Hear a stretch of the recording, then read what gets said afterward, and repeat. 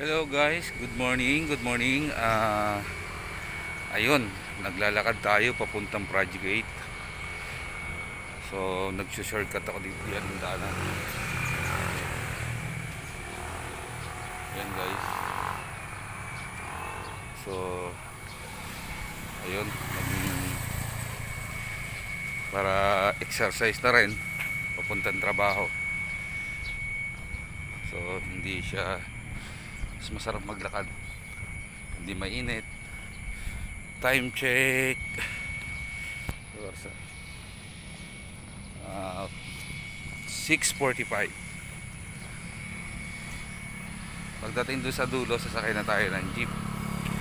So mula doon sa bahay hanggang doon, lalakarin natin hanggang sa General Avenue. Ayan, ganda ng place dito. Binibenta pa yung mga lupa dito, laki. Ayan.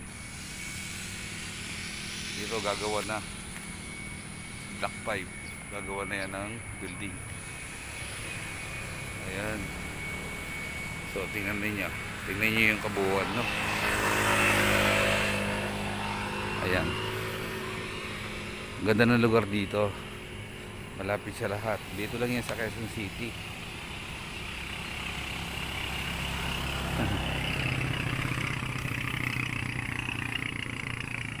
Yan mga ano yan, mga condominium, condo. Yan. Condominium yan. Yan. Marami nagja-jogging dito kasi wala pa masyadong bahay, wala pang bahay. Maraming dumadaan dito, nagja-jogging, nag-exercise dito. Ayan oh, sila. Nag-exercise sila. Minsan dito ako nagja-jogging. Yan, laki ng lote oh. Kakahuyan pa. Pero pagdating ng araw, marami ng bahayan. Kasi binibenta na yung iba, nabenta na yun. Ayan. Marami dumadaan dito.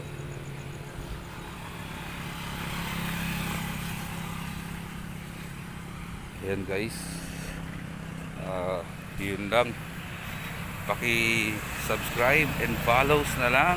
Paki-share po ang video natin kung nagustuhan nyo dito sa Quezon City, Barangay Talipapa.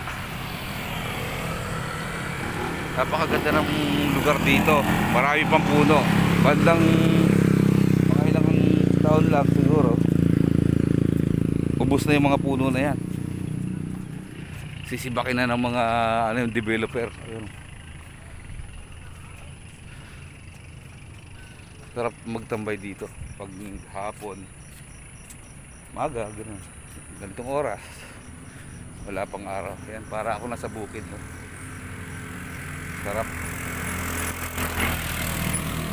Pero marami na dumadaan dito. Bago pa lang to. Ayan, exercise sila. Medyo presko ang hangin dito kasi minimal pa lang yung dumadaan na sasakyan. Karamihan mga motor lang, mga nagsu-shortcut papuntang papuntang Project 8, papuntang Lubaliches. Ayan. Ayan sila. Si Jackie. Ako naglalakad lang, hinihingal na ako. Hinihingal na ako. Kailangan makarating ako ng Muñoz ng alas 7. Mga 7:15. Ando na ako. Kaya ayan na yung Tandansora Avenue. Ayan.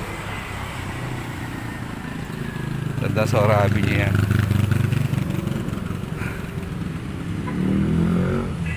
Kaya yung tapos doon yung General Avenue. Ganda guys.